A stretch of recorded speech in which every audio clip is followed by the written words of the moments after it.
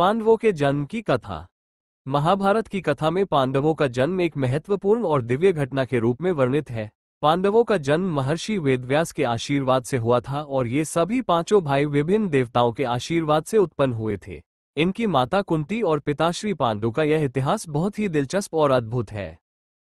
कुंती, पांडु की पत्नी, एक बहुत सुंदर और युवा राजकुमारी थी।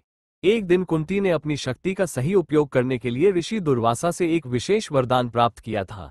यह वरदान था, जो भी देवता तुमसे मिलेंगे वो तुम्हारे द्वारा पुकारे जाने पर तुम्हारे पास आएंगे और तुम उनसे संतान प्राप्त कर सकोगी।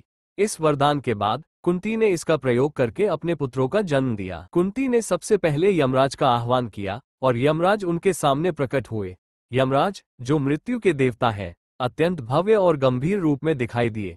उनके हाथ में यमदंड था और वे कुंती से कहते हैं, तुम्हारे द्वारा मुझसे आशीर्वाद प्राप्त करने से तुम्हारे पुत्र का जन्म होगा, जो न्याय, धर्म और सत्य के प्रतीक होंगे। इस प्रकार यमराज के आशीर्वाद से कुंती ने युधिष्ठिर को जन्म दिया। युधिष्ठिर का जन्म सत्य और धर्म के प्रतीक के रूप में हुआ था। इसके बाद कुंती ने वायु देवता को आह्वान किया।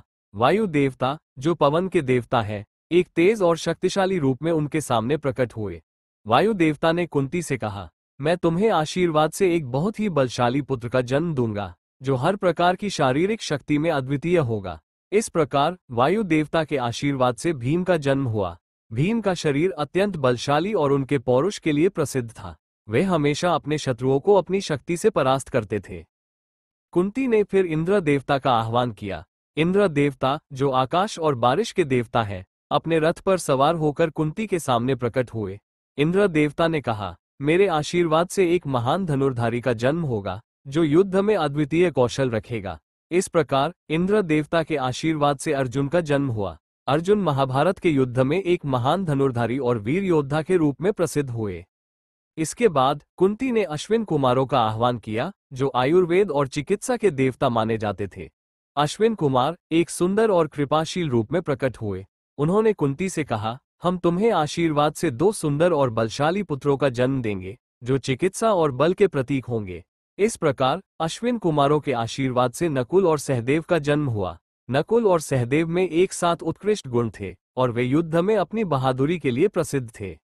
इस प्रकार कुंती के गर्भ से 5 महापुत्रों का जन्म हुआ, जिनमें युधिष्ठिर, भीम, अर्जुन, नकुल और सहदेव थे। ये सभी पांडव अपने अपने आशीर्वाद के कारण अत्यधिक शक्तिशाली और विशेष थे। उनका जन्म महाभारत के युद्ध के लिए था और उन्होंने अपने जीवन में कई महान युद्धों में भाग लिया। पांडवों ने अपने कर्तव्यों का पालन करते हुए हमेशा सत्य और धर्म का पक्ष लिया और यही कारण था कि वे महान योद्धा और नेता बने। कुंती और पांडु के इन 5 पुत्रों ने भारतवर्ष को अपने शौर्य, वीरता और न्याय के मार्ग पर चलने की प्रेरणा दी। महाभारत के युद्ध में इन पांडवों ने अपनी वीरता का परिचय दिया और अंततः धर्म की विजय हुई। अगर आपको वीडियो पसंद आया हो तो वीडियो को लाइक एंड शेयर करके हमारी चैनल को सब्सक्राइब करें। मिलते हैं नेक्स्ट मजेदार वीडियो में, तब तक के लिए bye, take care and have good day.